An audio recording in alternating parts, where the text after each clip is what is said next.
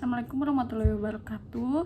Saya Konita Diana Hanifa dari kelas Kewarganegaraan PDI 410304 dengan NIM 1603174144. Di sini saya akan mempresentasikan tentang penerapan tilang elektronik dan upaya pemberantasan tindak pidana korupsi. Yang pertama yaitu latar belakang.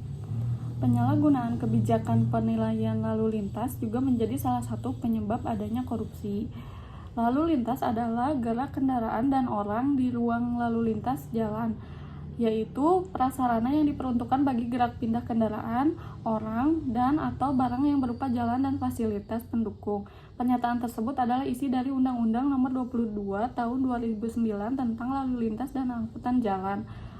Kemudian yaitu visi yang ingin dicapai dari kebijakan ini yaitu sebagai upaya untuk meningkatkan kepercayaan masyarakat terhadap Polri, khususnya personel fungsi lalu lintas yang selama ini tuh dianggap sering melakukan terima suap pada saat melakukan penegakan hukum lalu lintas. Produk kebijakan ini dimulai pada tanggal 16 Desember 2016 dalam bentuk penggunaan sistem informasi tilang elektronik oleh petugas lalu lintas terhadap masyarakat pelanggar hukum lalu lintas jalan. Selanjutnya yaitu tentang pembahasan. Berikut adalah cara kerja tilang elektronik atau Electronic Traffic Law Enforcement atau ETLE. Yang pertama yaitu sensor kamera yang digunakan untuk menangkap pelanggaran lalu lintas. Yang kedua yaitu validasi bukti, yaitu pencocokan foto nopol dengan hasil pembacaan perangkat lunak yang didukung Automate Number Plate Recognition atau ANPR. Yang ketiga yaitu validasi resident, pencocokan fisik kendaraan, foto dan video dengan database registrasi kendaraan bermotor. Yang keempat yaitu percetakan dokumen berisi alamat pemilik kendaraan dari database registrasi dan konfirmasi disertai amplop. Yang kelima yaitu pengiriman dilakukan via pos, dan yang terakhir penyelesaian, yaitu menyelesaikan permasalahan pelanggaran lalu lintas melalui pembayaran. Selanjutnya yaitu bentuk-bentuk tindak pidana korupsi di dalam konteks penegakan aturan tertib lalu lintas.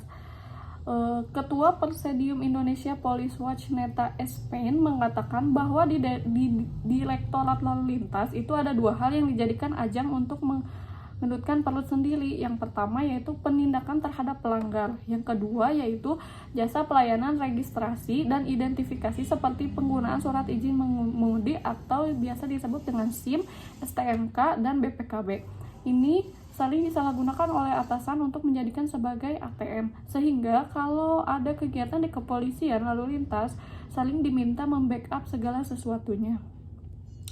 Selanjutnya yaitu salah satu contoh kasusnya, mekanisme tilang pada saat ini yang terlalu panjang dan birokrasi prosesnya itu sangat panjang sehingga menimbulkan biaya yang tinggi. Kondisi tersebut kerap memunculkan praktek-praktek korupsi yang dilakukan petugas di lapangan dengan pelanggaran lalu lintas dengan istilah yang sering digunakan adalah damai. Akibatnya denda tilang yang seharusnya masuk ke kas negara menjadi menguap karena praktek seperti itu.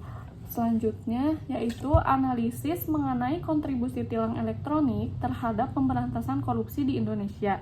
Tilang elektronik itu sangat perlu diadakan karena dapat menegakkan hukum tentang lalu lintas yang ada di Indonesia. Melihat dari kasus yang sering terjadi saat operasi penilangan di lapangan, banyak sekali masyarakat yang tidak menerima kebijakan hukum lalu lintas dengan berbagai macam alasan, serta solusi yang tidak baik, yaitu dengan menyuap anggota kepolisian yang bertugas memberi tilang. Dalam hal ini, tidak menyudutkan kepada masyarakat, akan tetapi polisi juga harus bertindak tegas untuk tidak menerima alasan apapun yang diberikan masyarakat tentang melanggar lalu lintas. Yang terakhir yaitu kesimpulan. Secara umum, Polda Sasaran telah mengimplementasikan kebijakan tilang elektronik yang dikeluarkan oleh Korlantas Polri. Persepsi petugas lalu lintas terhadap implementasi tilang elektronik yang ada saat ini, sebagian besar menyatakan masih terdapat banyak kendala, di antaranya pada aspek efektivitas, kemudahan kerja, otomatisasi, dan dukungan terhadap pulsa dan paket data. Serta petugas lalu lintas mengharapkan adanya suatu perangkat genggam khusus yang digunakan untuk mendukung pelaksanaan kebijakan tilang elektronik tersebut. Sekian presentasi dari saya. Semoga bermanfaat. Terima kasih. Assalamualaikum warahmatullahi wabarakatuh.